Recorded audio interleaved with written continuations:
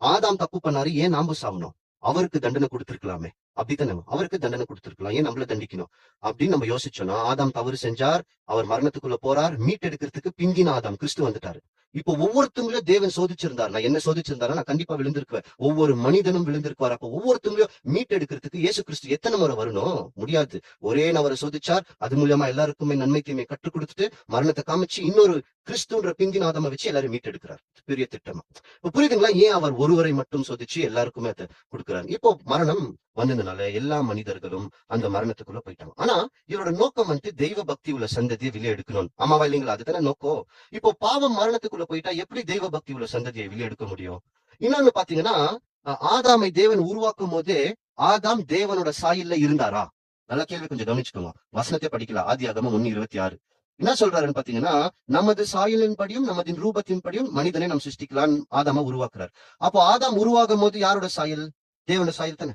வசனத்தை படிக்கலாம். ஆதியாகமம் 1:26 தேவன் நமது சாயலாகவும் நமது ரூபத்தின்படியையும் மனுஷனை உண்டாக்குவோமாக. இப்ப என்னன்னு பாத்தீங்கன்னா, மனுஷனை நமது ரூபத்தின் படியும் நமது சாயலின் படி உருவாக்கலாம். அப்போ ஆதாம் உருவாக்கி வரும்போதே அவரோட ரூபத்துல தானே வந்தாரு அப்படின்னு நம்ம யோசிச்சு ஆமான்னு சொன்னோம்னா, இன்னொரு வசனம் என்ன சொல்லுதுன்னா, அவர் எப்போ பாவத்துக்குள்ள போனாரோ அப்பதான் தேவனோட சாயலா மாறினாரோ.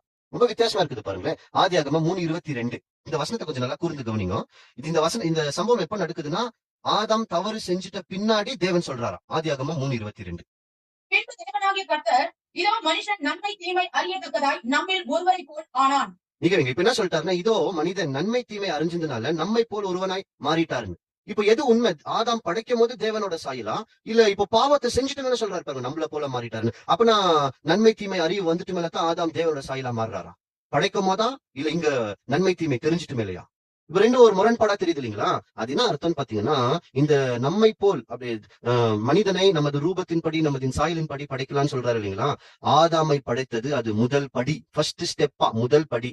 ஏன்னா அவரோட ரூபத்தின்படி அவரின் சாயலின்படி வரப்போகிறவர்கள் யாருன்னா, வெளிப்படுத்தின விசேஷத்துல புதிய எருசலேம், கிறிஸ்துவின் மனவாட்டி. இதுதான் கல்யாண விருந்து போன வர பார்த்தோம். கிறிஸ்துவின் மனவாட்டி, கிறிஸ்துவின் சபை, கிறிஸ்துவின் சரீரம் அப்படின்னு சொல்லுகிறவர்கள் மட்டும் தான் கிறிஸ்துவோட சாயலா மாறுவாங்க.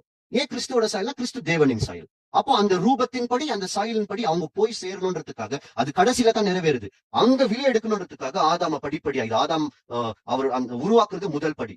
ஆதாம் நன்மை தீமை அறிகிறது அடுத்த படி. ஏன்னா நன்மை தீமை தெரியணும். தெரிஞ்சே இவர்கள் என்ன செய்வாங்கன்னா, அதாவது தேவன ரூபத்தின்படி சாயலின்படி மாறுகிற கிறிஸ்தவர்கள் என்ன செய்வார்கள் அப்படின்னு பார்த்தா, தெரிஞ்சே தீமையை வெறுத்து நன்மையை நேசிப்பார்களாம். அப்படியே ஆதாமுக்கு ஆப்போசிட்டா இருக்குவாங்க.